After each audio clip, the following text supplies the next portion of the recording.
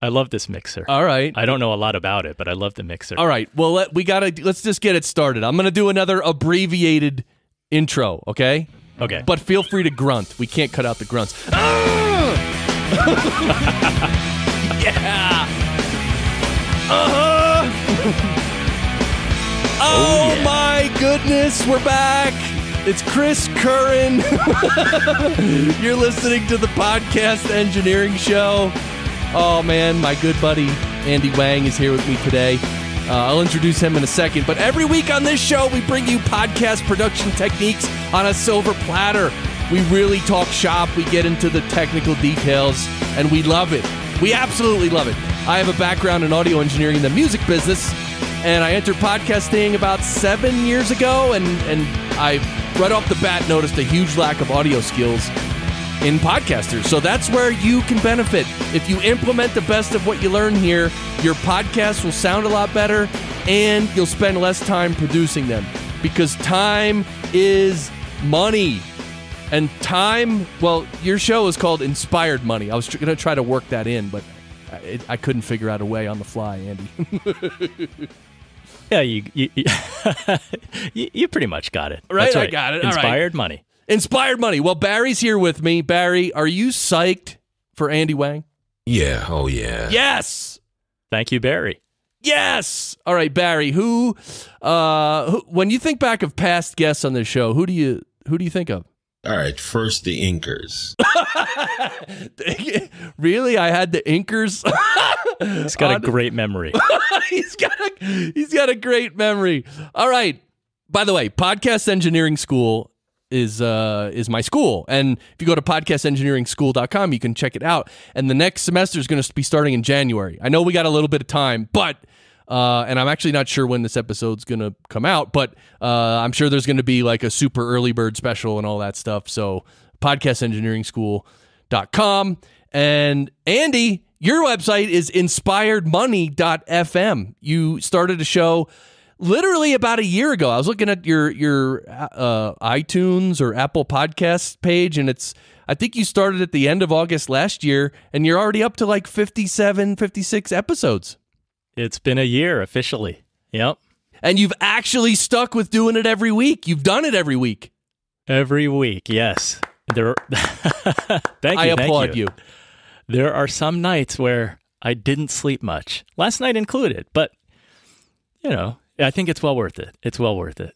Really? Because you have a day job. You're a fee-only financial advisor, and which is cool because your show, Inspired Money, is about mindset and goals and personal development and success, really, right?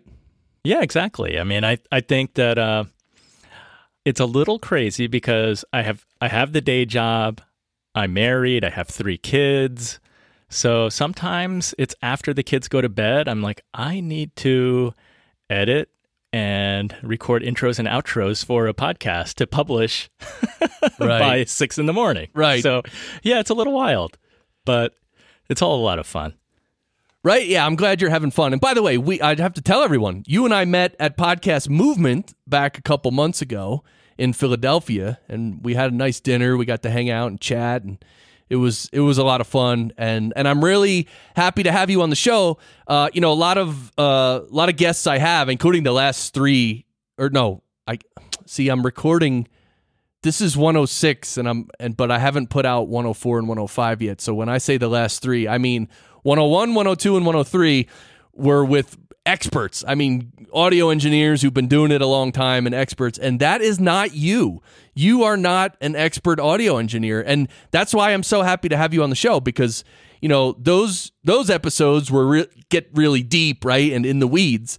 But what I want to talk to you about is, well, the usual stuff. I want to do the speed round and go over your equipment setup and go over everything. But then I really want to get into how you're producing your episodes, and also answer any questions that you may have about, and I can also suggest things about things you can improve. So this is going to be. You didn't tell me that this is a free coaching session. Dude. But I'm glad that you're excited because yes, I am the anti-expert. I'm here. Yes, the anti-expert. No, you know more than you know.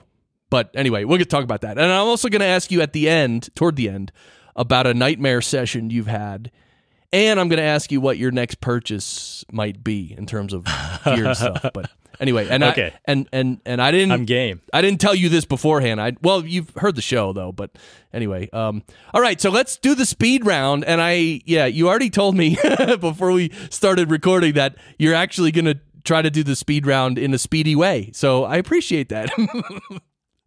I'm going to try to do that. And I actually have 3 different versions that I can give you because I've got a setup here at work where I am right now. I've got a setup at home, and then I have a mobile rig. So if you want to go through any or all of those, I'm happy to do that. Yes, let's do all 3. Let's start with the work. And by the way, just for people who don't know, the speed round, Andy's going to go through his equipment setup and his workflow really quickly. So what from the microphones, where it's plugged into, what kind of gear, where he's recording it, what kind of computer, what software he's using, how he's mixing it, and then all the way basically until he's uploading it to his media host. So, all right, let's start with your work setup, Andy. All right, I am here at the office. I'm talking into an old CAD E100 microphone that Mike Delgadio, the booth junkie, he loves this microphone, and I found one used on Facebook a few months ago. So I bought that. I've got a Rode PSA boom arm holding up that mic, going into a QSC Touch Mix 16 mixer. And my mixer can take a solid state hard drive and record directly out of the mixer into the hard drive. And then I've got some kind of cable going into a Microsoft Surface Book laptop via USB. So that's pretty much my setup at work. I do a lot of interviews here at the office, so I'll usually use Skype, or I'll use Skype for Business, which allows me to give the guest a dial-in by phone number, and then that goes into my mixer. So I have 2 channels, one for the guest, one for the host, and it goes into the hard drive, and that's pretty much my setup. Other than I have a Sennheiser HD 280 cans, so I can hear, and I have a pop filter. Pop filter, yeah, you need that, especially for that mic. That's a large diaphragm condenser mic, and you must be in a pretty quiet space there too to use that mic. It's so because the phone can ring. There are people in the office. I mean, I have my office. I can close the door, but there can be background noise. But I did notice watching YouTube. I was watching Booth Junkie, and Mike was A-Bing the newer CAD E100S versus his old vintage 1990s E100. And I got the E100. And I noticed in his video that he was explaining that, once his mouth was pretty close to the mic, he wasn't getting a lot of background noise. So I figured it would work here. And so far, so good.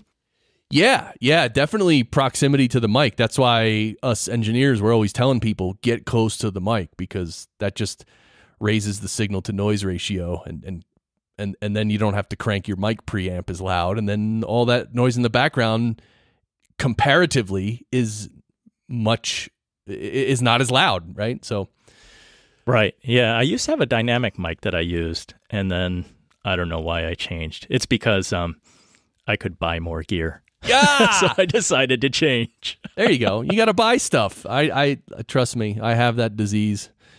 Yeah, it's never ending. It's never ending. And wait till you get the plugins. That's oh, yeah, I have some of those too. Oh, you do? Oh, sweet. All right. All right, so speed round. Let's go to the Going speed home? round number 2, your setup at home. My setup at home. I use my wife's iMac. She loves that. I'm always on her computer. And she wants to know, why am I always on her computer? And I said, I'm editing a podcast. And yes, she's been complaining. Funny that she's been complaining about this for about a year now. At home, I have an Apogee Duet as my interface. And let me tell you, Chris, that a lot of my gear I own already. I didn't go researching like what is the best podcast gear. You mentioned that I play guitar. I play music around New York City, and I just use what I own already. So my microphone is totally atypical for podcasting. I have this really cheap condenser microphone that I bought from Guitar Center for $50 for a deal of the day. But then I sent it to this guy in Cape Cod who modifies the capsule. So it's supposed to sound like a Neumann U87, like $3,000 mic. Wow. But you can't hear that right now because I don't have that. Well, if people listen to your show, will they hear that mic? Yeah, most of my intros and outros and a little bit of a mid-roll are done with that mic. So you can see if it's good or bad. But yeah, it's a really cheap microphone. I paid a guy probably about $300 to do the modification. And after the modification, it sounds like which vintage mic? It's supposed to be a Neumann U87. It's supposed to mimic that Got it. microphone. And I don't have that $3,000 microphone, so I haven't been able to A/B and compare, but I think that the mic sounds pretty good for like singing and vocals. I don't do a lot of recording. I've actually done a lot more podcast recording than music, even though all of this equipment was meant for music originally. Right. That's interesting. I find myself in that same thing too. Well, when I got into podcasting, I already had a bunch of stuff from music and I didn't have plugins back then, but I kind of knew my way around some software and obviously all the mic, I had a few mics, not many, but that's pretty cool when you can use what you have and just bring it over and get the job done basically. All right. So That's home, great. So far my speed round is like really slow. So, no. 14. so originally I was recording into GarageBand. I had no problem with that. I liked it a lot. I recently changed to Reaper, and one of the deciding factors for me was that GarageBand's auto-saving features were lacking.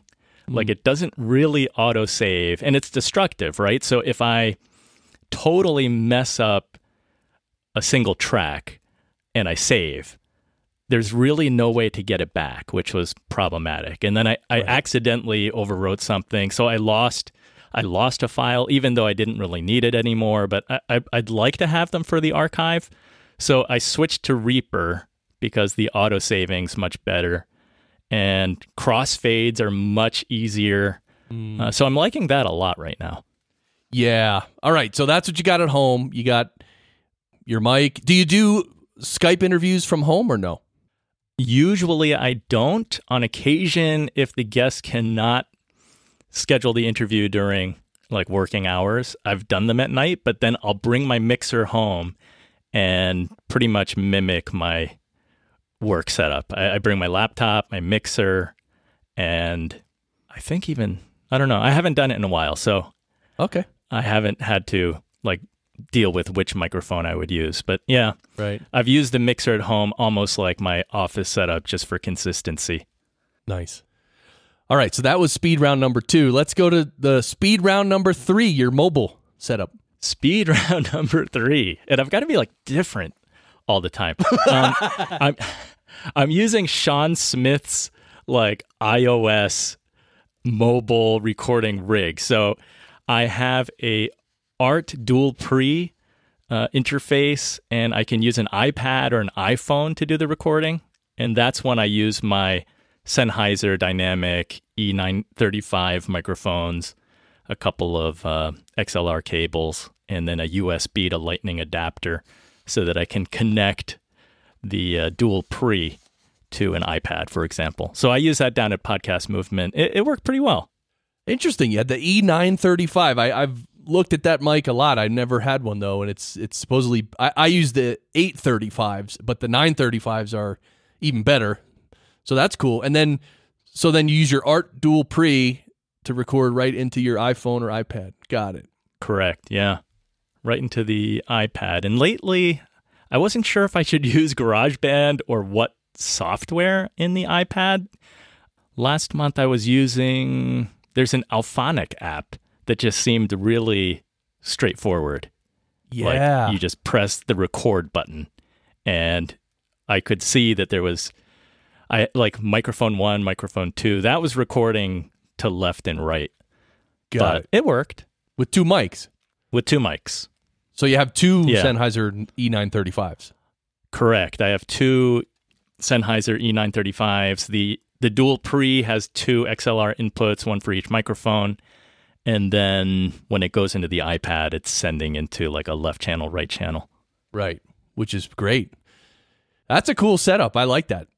It's pretty good. So now let's go back to, okay, so normally you're home on your wife's iMac when you're doing all your editing and mixing and finalizing of episodes. Is that correct? That's correct. Okay. So now you're using Reaper, and then when you mix it out of Reaper, what do you do with it after Reaper? What do I do with it out of Reaper? Then I'll upload it to Libsyn. Got it. All right. And you tag it, obviously. I do tag it. Oh, you know what? Usually I run it through Alphonic, the web version. So I tag it when I'm doing that. I do it at alphonic.com, and it's doing the leveling, normalization, loudness, and lets me do the MP3 tags. Got it. And then it spits out the MP3, which is all tagged, and then you upload that to Libsyn, and boom, then you're done. Then boom. Then I realized that I totally have a mistake in there. I have to like start all over. Oh, jeez. Yeah, you realize like from time to time. Yeah, like you were talking over your guest at one point, or there was a cough you didn't take out, and oh man, I do that a lot. I'll actually, well, not a lot. I shouldn't say a lot, but sometimes like I'll mix an entire episode, and then because I make notes when, like, even now when we're recording, I'm actually making some notes about like what I want to edit. Like earlier, I played a Barry clip when you were like I played a Barry clip, but I was too slow on the trigger, and then you were just talking. So I'm going to delete that because it doesn't make sense, and you were talking. So I'll literally just delete that. But sometimes, even though I make notes, I might miss something or might not make a note, and then I'll be so I'll just hear it on playback, and I'll be like, oh, that's not supposed to be there, and then I have to go all the way back to Reaper because I use Reaper as well, and then delete that, and then re-render it, and do all. You got to do the rest of the whole process from there. Right. Yeah. But I take good notes because I don't want to listen to, like when I mix an episode, like right now we're recording this, I'm making notes. And like I will never listen to this episode from front to back ever, because I'm here now. I'm hearing it now. I know what's here. So yeah, that's really good. I just need to make my notes of, okay, do an edit here, do an edit there, take out this, take out that. So when we're done recording, I know in Reaper, I know where to go and what to cut out. And sometimes I do it in my detailed editing software. But either way, I know what I have to take out, so I just take it out and boom, then it's done. I do actually skim through it and tighten it up. Like sometimes there'll be like 2 seconds or 3 seconds of silence, and it's just a little awkward. And you could just, take out half of that, and it just keeps the pace. It's all about saving time. Yeah, those are good tips. Yeah, so do you do that as well? Do you listen to your whole episode before you're done and do like some detailed editing and stuff like that? The clear answer is that it depends. If I have time, I love just editing the interview portion, rendering that, loading it into iTunes so that I can have it on my phone, and I'll listen to it in the car, like driving to or home from work. And then I'll take notes about edits that need to be made, like where there's talking over each other, or there are long pauses, or if I should just cut something out. But then there are other times when life gets in the way and there's just not time to listen to the whole interview from beginning to end outside of doing the edits. So it totally depends on how much time I have. It seems like lately I have not had time to listen to the interview from beginning to end in the car. I kind of like having that leeway so that I can pick up like more subtle things that need to be fixed. And also, I think the decision to cut out content that I think is not necessary is also a good thing. But if I don't have time, you don't have the time and like to make those decisions well. So I think more ends up in the show. But I think I'm getting better over time. Like over 56 episodes, I think at least while doing the recording, like the content's better than at the beginning. In the early stages, you don't know what the heck you're doing. It's like the Wild West. That's good. So your you need to hosting edit skills, your interviewing and hosting skills have improved a lot. Well, yeah, it's all relative. I would say yes. That's one of the benefits of doing your own editing, because so many people have been telling me I'm insane for doing my own editing, that I should outsource that. But I have to say that by listening, by editing, by being involved from beginning to end, it definitely helps me know that I should shut up more. I should listen better. Yeah, it gives me the feedback that I need as the host, because I'm listening to the thing all the time and I'm editing. And I know that if my questions are better, the content's better, and it's less work in post. Right. So you said you don't always have time to listen to the episode, listen to your interview afterwards and make notes and then make edits.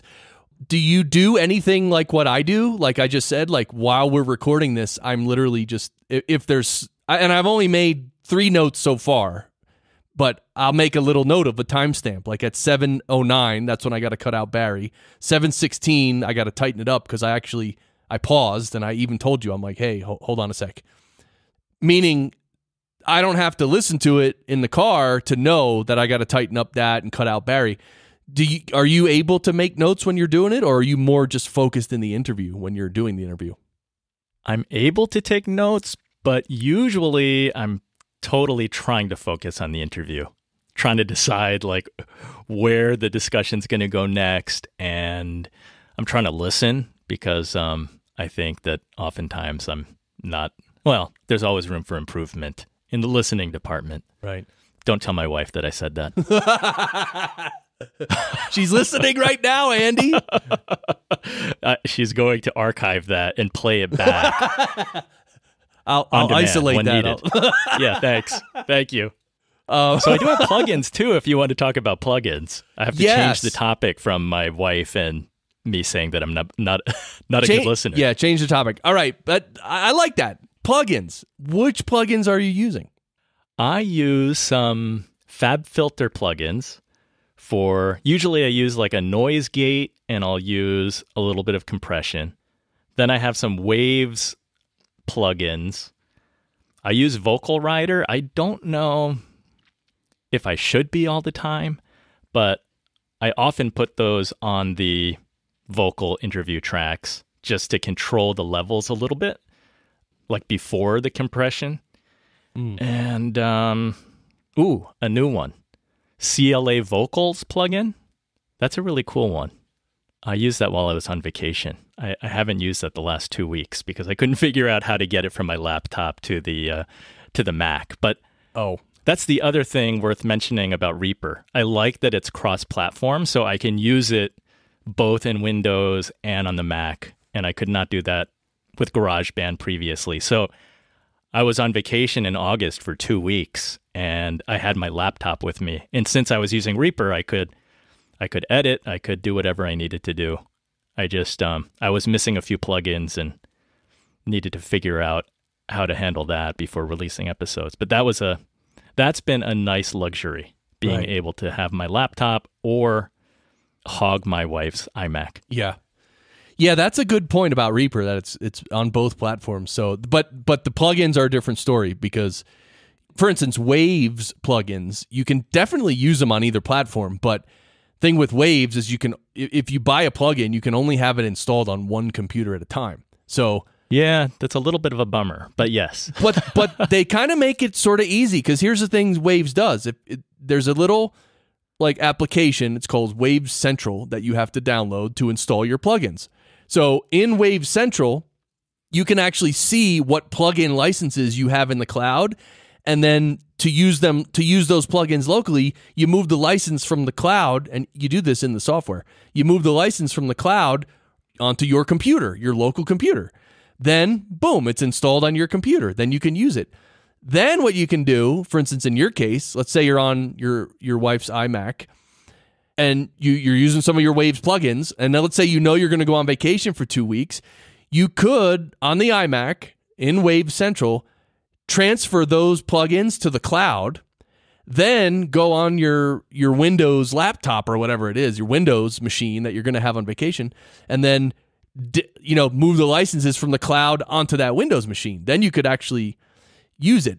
The only thing that's even more confusing than that is that, unfortunately, your settings, you can save the settings in a plugin, like all the exact settings. I don't know if you could actually save your settings on a Mac and then use those saved settings on a PC. I don't think you can, but yeah, that was a little hairy. I did all of that because before going on vacation, I took my Waves plugins, opened up Wave Central, put them into the cloud. Then I was in Hawaii, opened the laptop, and loaded them from the cloud to the laptop. That worked. And then while out there, my other secret weapon is that I have a friend who is a total gearhead.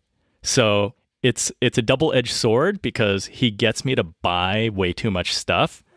But on the other hand, he curates everything because he tries everything. And this is from guitar gear to pedals to cables.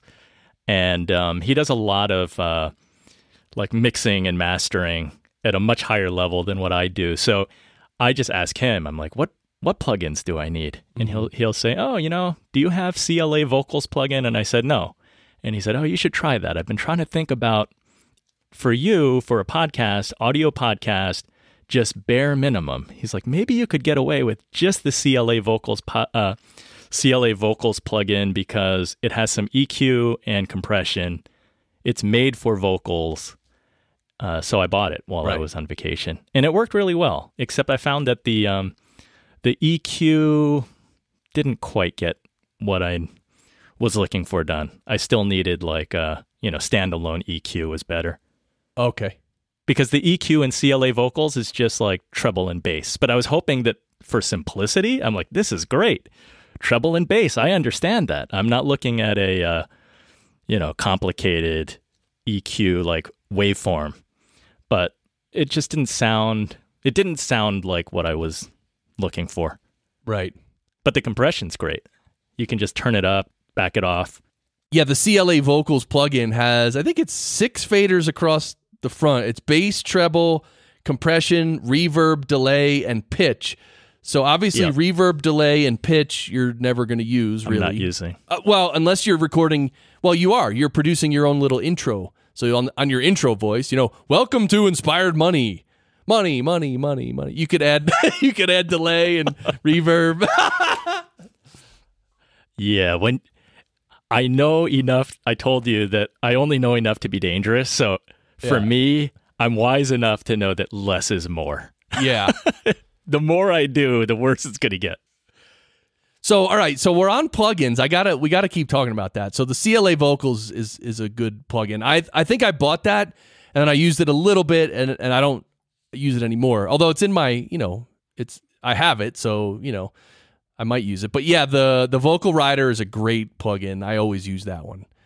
And it's funny, you use it before compression, which now that you said, like I realized I recorded an episode yesterday where the guest was, it sounded like the guest was turning his head from the mic. So right now I'm on the mic and right now I'm turning my head. Right now I'm on the mic. Right now I'm turning my head. You can hear the difference, right? It's big time difference. And big time. And I was, and for him, it's a level difference too. So I was thinking of using Vocal Rider or a compressor with a really long release time, like about 2 seconds, 2 seconds or 2.5 seconds release time, to sort of even out the level first, and then do my EQ and compression, and then use my Vocal Rider. So it's interesting with plugins. There's so much theory, and then there's so many ways you can apply that theory. And it takes time to obviously try all these things and then mix an episode that way. And that's why on my show, literally, I'm not always changing things, but I'm always tweaking things. Let's put it that way. But I don't change plugins or try different plugins every episode, because that would just take forever, right? To mix it. It'd be there for like 9 hours. But yeah, and you know what works. So once you found the right combo that works, you stick with that because it works. Right. But guys like me, we stick with that, but at the same time, we're always sort of I want to, like lately my thing has been the FabFilter Pro MB, which is the multi-band compressor. And it's just my favorite plugin ever, I think. It's awesome. And I different ways to use it. I'm experimenting with it. It's fun for me. That kind of stuff is fun because it actually fixes certain problems. Like if two people are recorded on the same track, you know, and the levels are different or the tone is different, you can actually use a multi-band compressor to even out the tones and the EQ. And anyway, that's a little more advanced. But Anyway, you're using some FabFilter stuff. Did you buy like a FabFilter, like, what do they call it? Like a bundle or something? I don't know how I got them. I have like, I think three plugins from them. And I don't know where they came from, but the EQ is awesome. I love the EQ because I can isolate a specific frequency and move it up and down so that I can hear the different frequency isolated, and right. I can really try to monitor, or I try to listen, because I'm not too good at hearing the frequencies. But I think that as a tool can help train my ear so that I can identify, like, what does 1K sound like? What does 5K sound like? What does 250 hertz sound like? Because then in a live application, you know what adjustments to make. I really don't have that ear, but I like that the FabFilter EQ lets you isolate frequencies and you can really hear what different frequencies sound like. Yeah. The FabFilter plugins are awesome, and they're all awesome. All the ones I've tried. In fact, I almost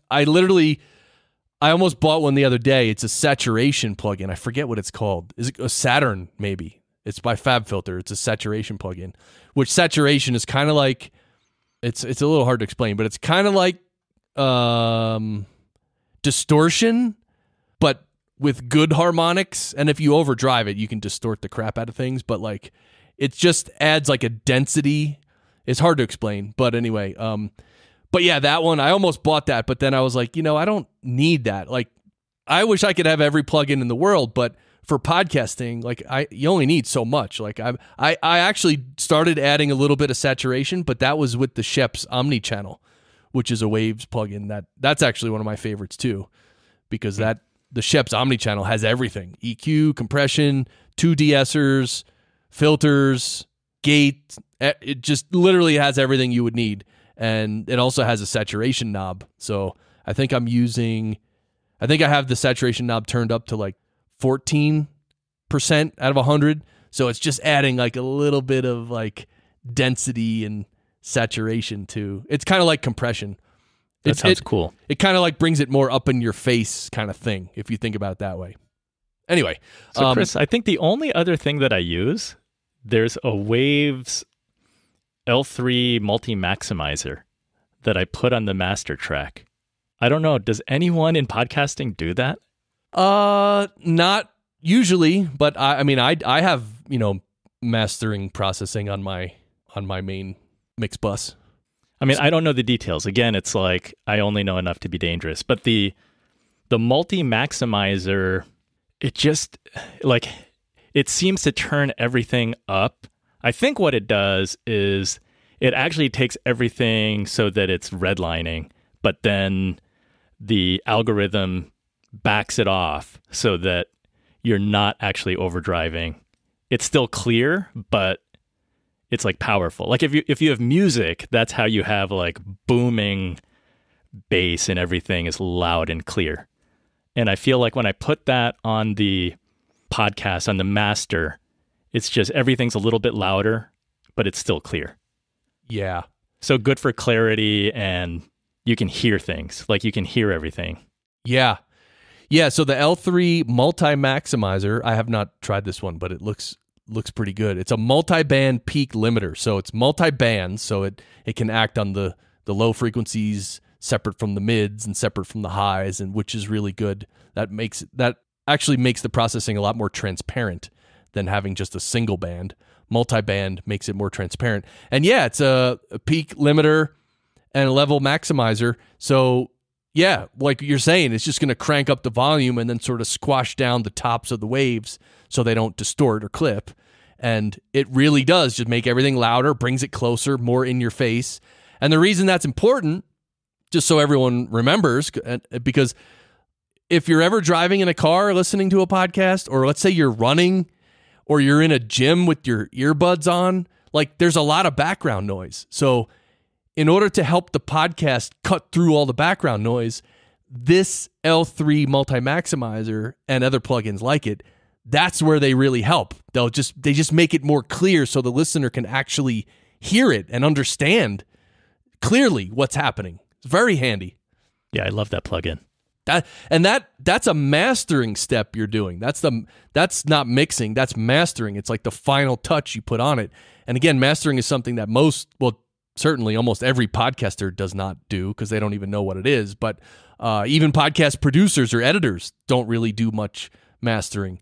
But mastering is a step that can really, really make a huge difference in the podcast episode. And I mean, the mix is important too. You have to mix the voices so they're equal volumes and stuff like that. But in the music industry, there's people who they just do mastering. Like they don't mix music, they don't record it, they do nothing. People send them a final mix and then they'll sit there and tweak it just to put the right finishing touch on it. And literally people get paid a lot of money to do that because and the difference can be massive. Oh, like the finished product before mastering and after, you're like, oh my gosh, this is night and day. Totally. Like I don't know what he or she did to it, but like it's magic.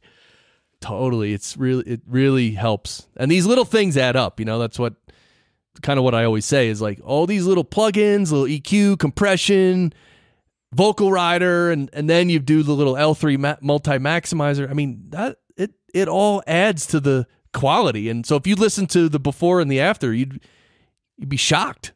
I think so, but again, when I'm the anti-expert, you're just trying to make a decision. Am I making it better or am I making it worse? It's like the vision test. Like when they put the lens and you're like, better with A or better with B? I mean, I'm doing the same thing in Reaper. I'm like, let me turn on the plugin. Let me turn it off. Let me make a little adjustment to the plugin settings. Let me turn it on. Let me turn it off. Which one's better? And sometimes I think you get a little fatigue, especially at 3 a.m. And I'm like, I don't know. Sounds the same, but yeah, there's always trying to get the best outcome. That's good. And trying is you're training your ears over time. And one thing that's good to know for someone in your shoes who, hasn't mixed music or anything like that, or really, developed their listening skills a lot. What you can do is work with compression and EQ and stuff. And like, you can apply certain effects like EQ and compression. And then let's say you add 3 dB of high frequencies just to make the voice sound more clear, right? And you add 3 dB of high frequencies and you're like, oh, that sounds more clear. I like it. Well, probably in reality, you should probably back down that 3 dB to maybe like 1.5 or 2. Because 3 is probably just a little too much because it sounds good, right? Ooh, that's good. Let me add a little more. It sounds good. Well, again, in reality, if you think 3, if your first try is like, oh, 3 dB, it's good. Back it down to 2 or maybe 1.5, and then then just leave it there. And then continue editing, continue listening and everything. And then maybe 5-10 minutes later, you'll be like, yeah, no, I think it does need a little more high end. So then you put it up to 2.2. And that's how you tweak and that's how you mix. And then of course, then the thing you have to do if you're going to be training your ears this way is finish the mix and master it, do everything, finish it, and then listen to it in the car, listen to it on your earbuds, listen to it on your Amazon Alexa, listen to it in like 5 different places and then judge it. And you'll be like, yeah, there's too much high end or not enough. You'll slowly be able to hear that. And the greatest thing now is you could save your settings too. So you can just, for the next episode, now you go in, you just back down the high frequency a half a dB, and you're like, okay, that's good. Yeah, I find it a really scary process listening across different headphones or different places because you just hear totally different things. Like I'm monitoring on, decent headphones. They're not like super, super expensive headphones, but they're monitors. So I'm not getting a lot of coloration or a lot of boost. I'm pretty much hearing what I should be hearing.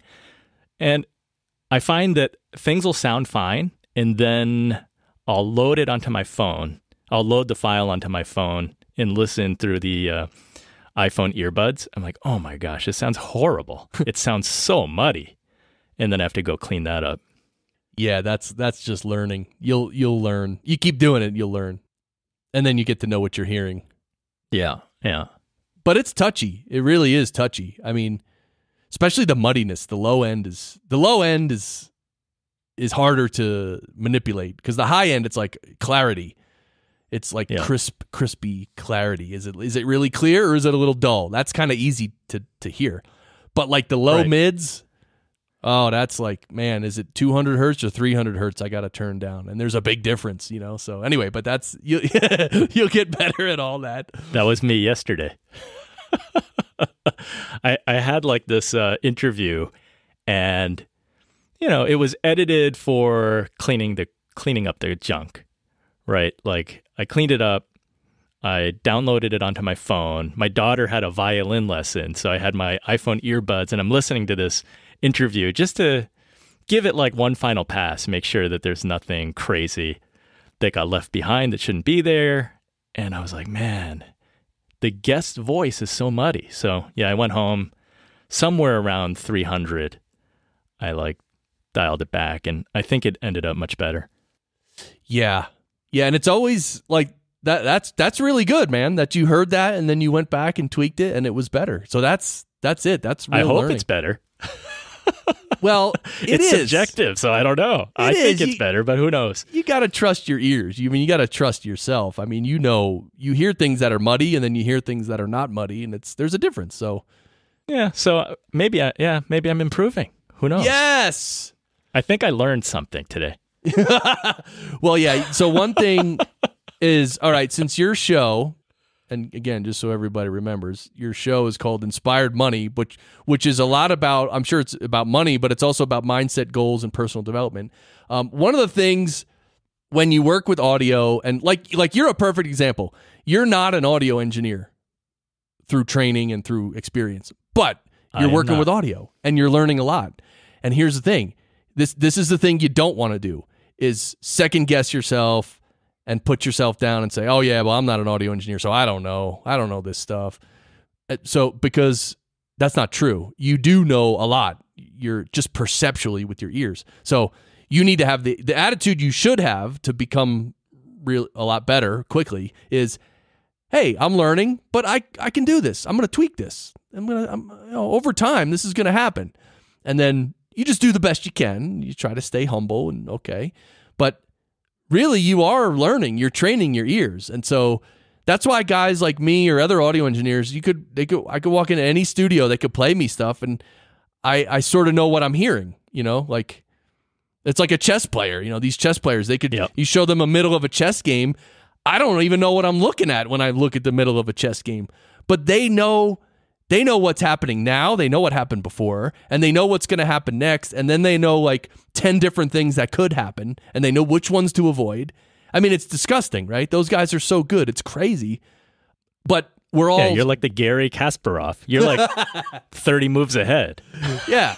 So that's the thing. Like we're all learning and we're all developing, and you got to...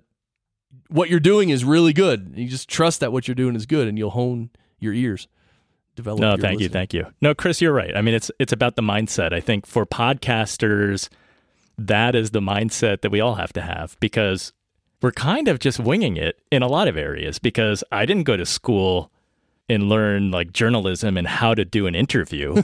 Right. I'm like self-taught and trying to, I try to read things. I listen to different podcasts that talk about how to do interviews. And in the same way, when it comes to the sound quality, the audio, I do the same. I mean, I listen to your podcast. I listen to Ray Ortega. There are a whole bunch of guys out there.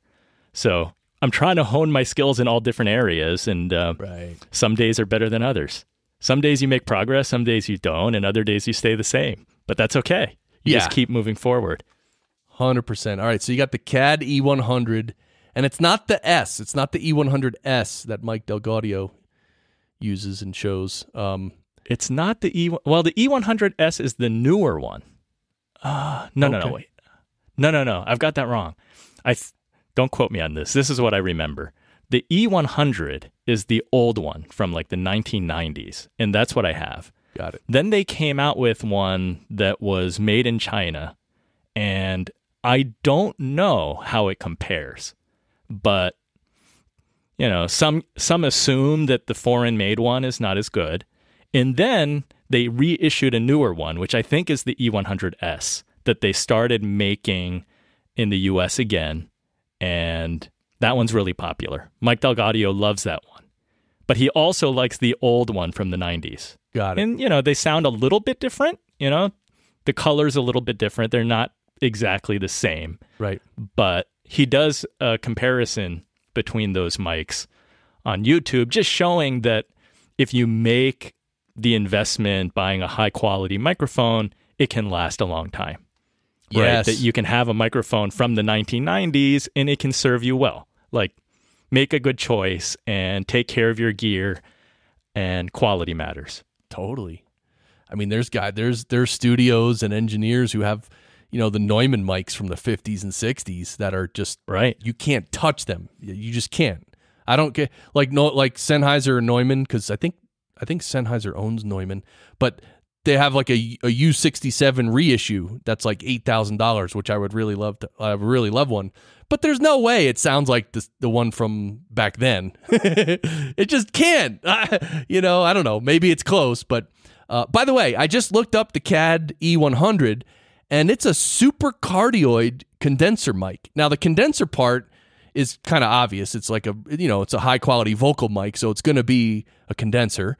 But super cardioid is interesting because that means its pickup pattern is pretty narrow, and so when you're right in front of it, use it in the office. Yeah, that's how you can use it in the office and not really worry so much about the background noise. So that makes sense.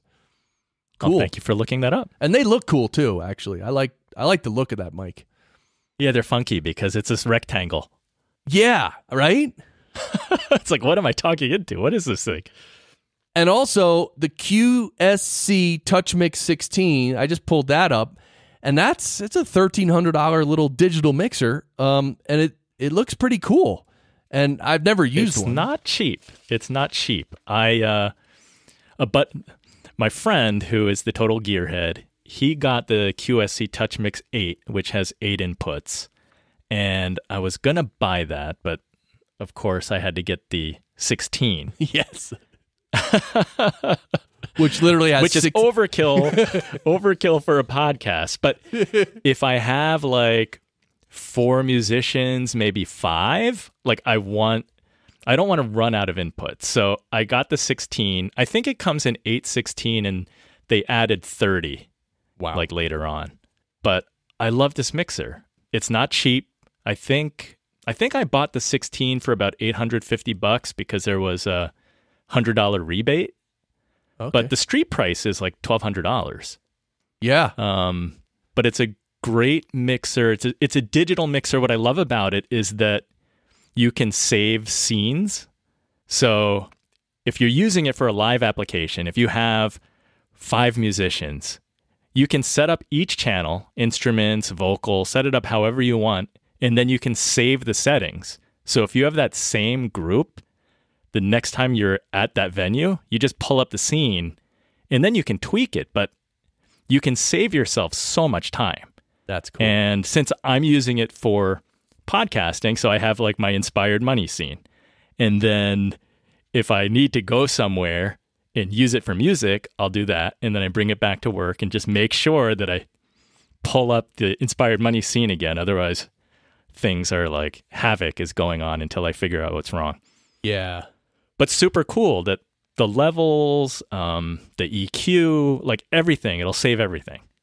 Yeah, it's so the scene is like it's a preset, so you can just save it, pull up a different one. That's awesome. Yeah, so you could have for all 16 tracks if you had like a massive band and just pull it up. You know who's in which channel and what's what, and you can save the labels. There's like a little LCD screen or LED screen, so it's all digital. Yeah. And you can, and it's not just for recording music. I mean, one of my previous guests on this show did a podcast with 16 people in the same room. Yeah, and then with this mixer, I have this Samsung solid state tiny hard drive, and it's a USB drive, and I plug that into the back, and through the LED screen, you can, save you open like the recording, whatever the recording screen is, you save the name of the file, and it creates like a 16 channel folder and then saves each track in there. You can arm which tracks you want to record.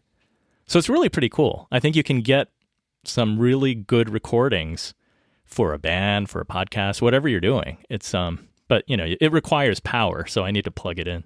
Right. So let's move on to your Apogee Duet. This, first of all, the Apogee as a company is revered in audio for making pretty much some of the best A to D converters and D to A converters. Yeah. So analog to digital and then back from digital to analog. That's just what they're known for. And I remember back when when I was working on records in the 90s, we used to run a backup to DAT tape, so DAT, DAT tape. Yep. And so some people would just come off the board and the signal would go right into the DAT recorder, and that was the backup mix. The primary mix was recorded on half-inch tape, a two-track half-inch tape, so left and right on half-inch tape. But some guys would actually rent an Apogee A to D converter, so when they were recording into the DAT machine and turning it from analog, they would use the Apogee to do the conversion to digital, and then the DAT would record that digital signal. So, and it's just to use the converters that were really much better than the onboard converters on the DAT player. So every time I hear Apogee, it's like, yeah, they're serious. I mean, for real. So the Duet is a 2-in, 4-out USB audio interface for Mac and PC, and it costs about $600. It's a little tiny thing, but it costs $600 because of that, because of the converters and everything. So it's total overkill for podcast, for audio. But yes, the Apogee converters are amazing. My Apogee's actually an older generation, so it's Mac only.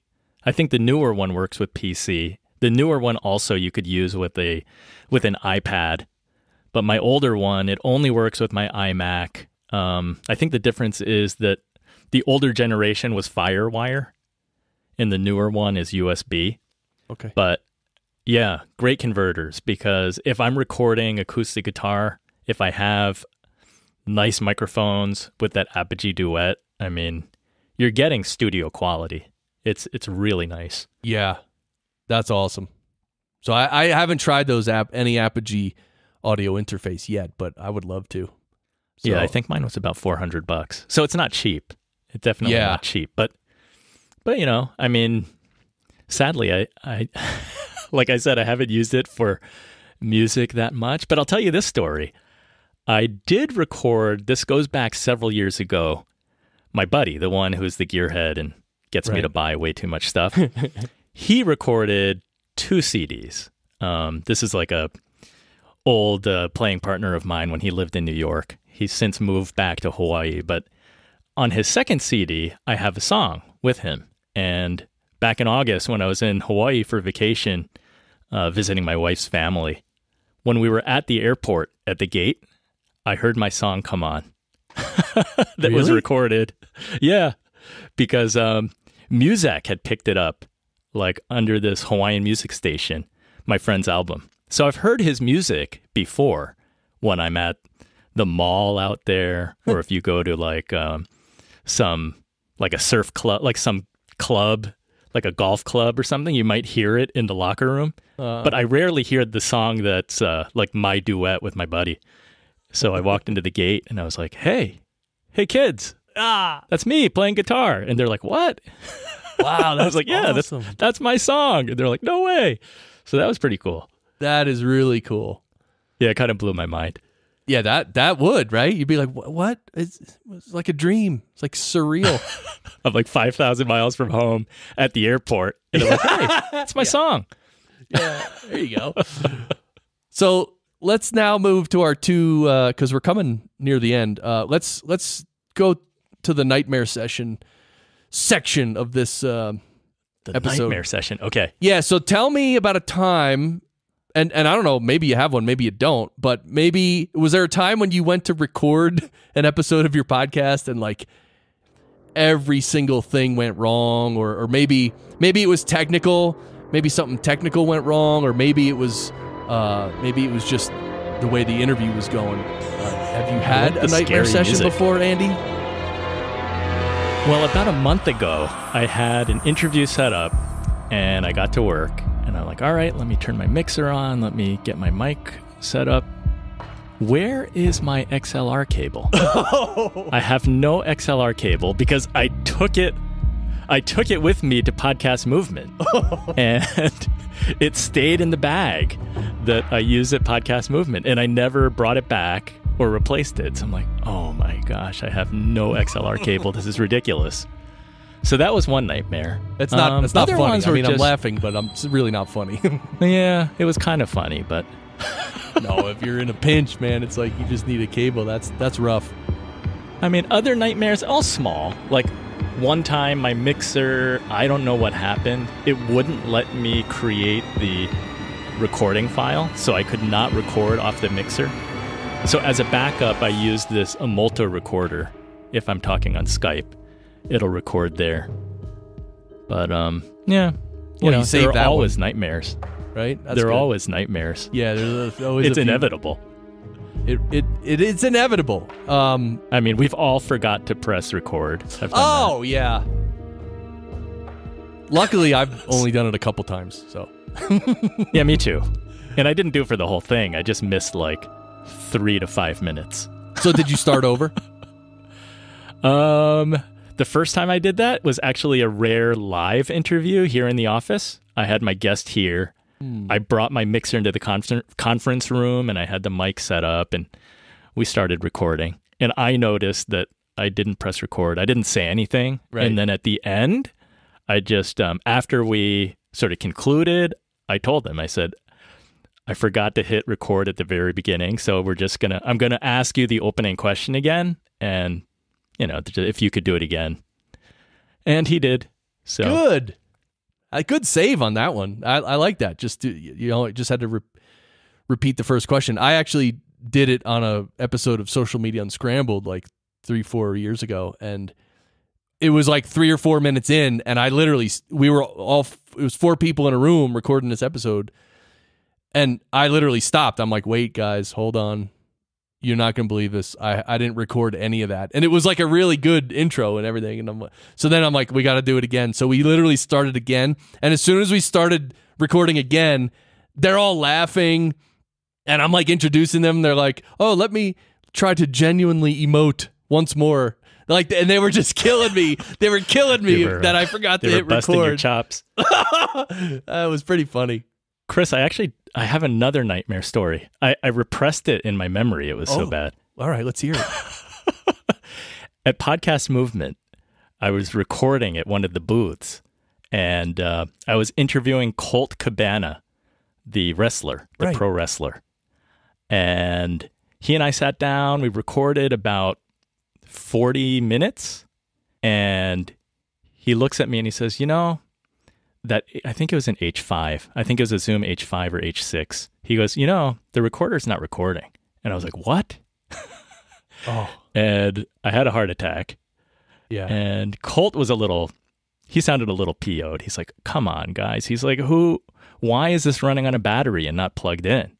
And I had brought my sound card. That's part of the deal, right? You record at the booth, you bring a sound card, and I figured this is like better than my little mobile setup because they've got nice mics. I think they were running like Shure SM7 mics.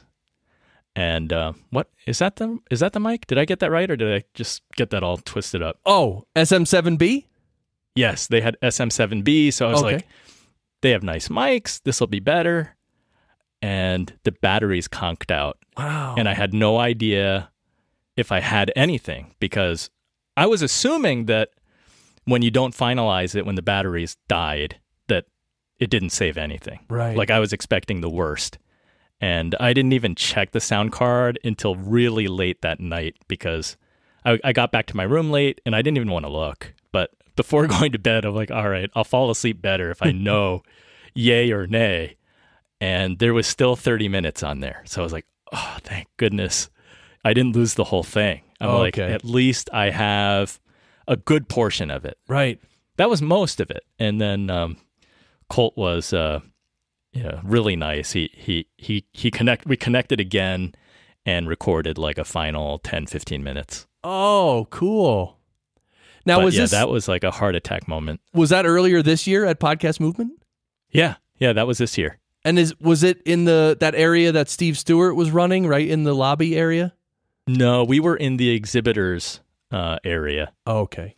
So my only challenge, since this is podcast engineering school, is that when we were recording that initial 30 minutes in the exhibitor hall, it was really noisy. Mm-hmm. There's a lot of background noise. And when I connected with him a day or two later, we went into this room that was really quiet. And I'm like, this is going to be a challenge. Like, how am I going to paste those two together? And Colt's like, oh, we'll just say, I hit record. He says, oh, we just closed the door. And nice. It's a lot quieter now. Yeah. I was going to suggest that, or you could afterwards, if the conference was still going on, go on the floor, just record the floor, like record all the background noise, and then layer that in behind later. I could have done that. Yeah, I don't know how it ended up. I didn't do either one of those. I tried to reduce the exhibitor hall noise as well as I could. You could still hear it, but I thought that it was, not so prominent. And then when I got that, last 10 minutes, it was quieter, but I figured, it's not that bad. Got it. I just went with it. I figured I'm not going to point it out. I'm like, if the listener notices, and they notice, but I'm just not going to say anything. Hopefully people won't notice. Yeah, and maybe it was a crowded floor, but maybe people just slowly walked out, and then the last 10 minutes was a lot quieter, right? That's natural. Totally. That can happen. Yes. I had some other recordings at Podcast Movement where towards the end of the recording, like sessions got out, and all of a sudden it's getting really noisy. But, it's all good. Yeah, in general, well, I like what Colt did, though, is like, in general, it's usually best to call that kind of thing out and just, like he did, if you're in a quiet room and be like, okay, we just shut the door. Wow, now it's quiet in here. It was loud before. And then you just keep going, because what you want to avoid is the listener noticing saying, something. What happened? Yeah, and being like, well, what is that? Or who's that? Right, because then they're getting distracted. Think if someone started talking on the episode and they didn't know who it was. It just out of nowhere, there's another voice. The listener would be like, well, who's that? So that's why you have to say, you have to introduce the person. That's Barry. Yeah. What happened to Barry? Oh, yeah. Yeah, he's here. Just checking. I thought he fell asleep. Sorry. No, some episodes he just chills. I thought I put Barry to sleep. I feel bad now. Like Jason DeFilippo said, he in the 100th episode, he's like, I don't know anyone who could play the same few sound clips for 100 episodes and think it's still funny. That was part of the roast. Yeah, congrats, by the way. I really enjoyed listening to that episode. Oh, thanks. Yeah, it was I'm pretty glad cool to hear that you got some new sponsors out of that. Oh, the Blue Yeti. Blue, yes. I didn't bring it up. Yeah. Well, what's funny is actually yesterday and today, and again, I don't know when this is going to come out actually, but I'm working on getting a Sennheiser MKH 416 from one of my contacts at Sennheiser. So, and it won't be free, because he already told me, he's like, dude, this mic's been around for 40 years. you don't need a free one to go test it and stuff. like no more free ones. And so I might get a deal. I don't know. I might get a small deal. I'm not asking for a big deal because, it's a serious $1,000 microphone. But anyway, I'm going to hopefully get that soon and be able to try it out. But speaking of new gear, what is your next purchase going to be, Andy Wang? I really don't know what my next purchase is going to be, but I would love to have a Sound Devices Premix 3 or Premix 6. Mix Pre 6. Yeah. I would like that. Mix Pre 3 or a Mix Pre 6? Yeah, Sound Devices. Oh, man. Really good. I was kind of drooling over those at Podcast Movement. I think they had... Did they have them? They had them over at the Sennheiser booth. Oh, okay. Plus, they had their own booth. Right. So, yeah, the Sound Devices Mix Pre 3 and Mix Pre 6. And by the way, I would suggest get the 6 because it's a little bit more expensive, but it has more inputs and it's more flexible. And it's one of those things where, like, if you buy the 3, like, probably in a little while, you're going to be like, I wish I bought the 6. So it's just, I wouldn't get the 3. Yeah. I would just get the 6. But you don't have to work too hard. You're talking to the guy who has the QSC TouchMix 16 on his desk. Yeah. So the other thing is, remember all that stuff I said earlier about the Apogee, A to D converters? Yeah.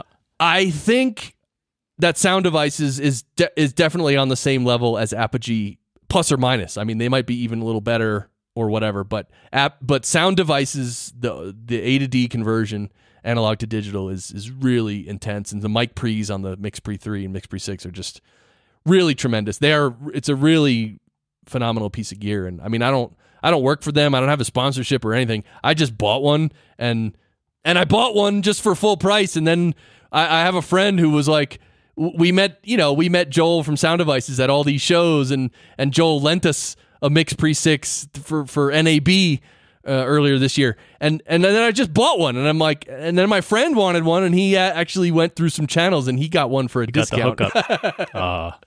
I'm like, I always forget. I don't know. But I don't mind paying for stuff. I mean, you know what I mean? Like, I don't want to be the guy who just asks for free stuff all the time. Really, Totally. I don't mind paying. Well, you can be completely objective when in your praise for the Mix Pre 6. Oh man, no one can accuse you.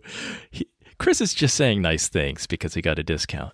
Someday, that is not the case. When the statute of limitations is up on a certain story from a certain event having to do with a certain microphone, I'm going to have a good story for this podcast, but I can't tell it yet. Oh, man. But episode 200. But it's all about what you said. It's like, after that incident, which I didn't tell you, and I can't tell you, I don't want to tell you, I decided I'm not going to be beholden to anybody, any manufacturer, any event, anybody. I need to be totally independent because I need to say whatever I want to say, and that's it. So, I don't know. Ever since then, that's what I've been doing, and that's what I've always been doing. It's only like 1 or 2 times I tried to work with some people, and then it got into a weird situation. That'll teach you. Yeah, that's exactly. Dummy. Shut up, dummy. All right, Andy Wang. This has been awesome. And we got so much more to talk about. You're going to have to come back. Man. Well, thanks for having me on. Time flies. I love that not only did you give me good advice, but once this episode comes out, now I have the Podcast Engineering School reference recording. I could go listen to.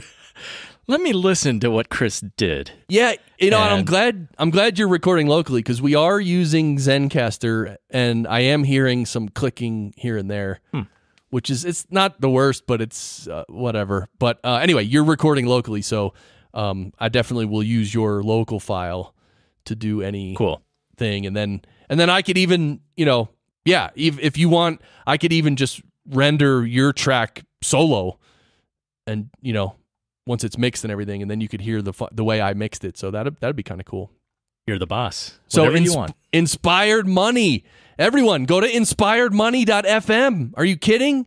Get your mindset on. Get your goals on.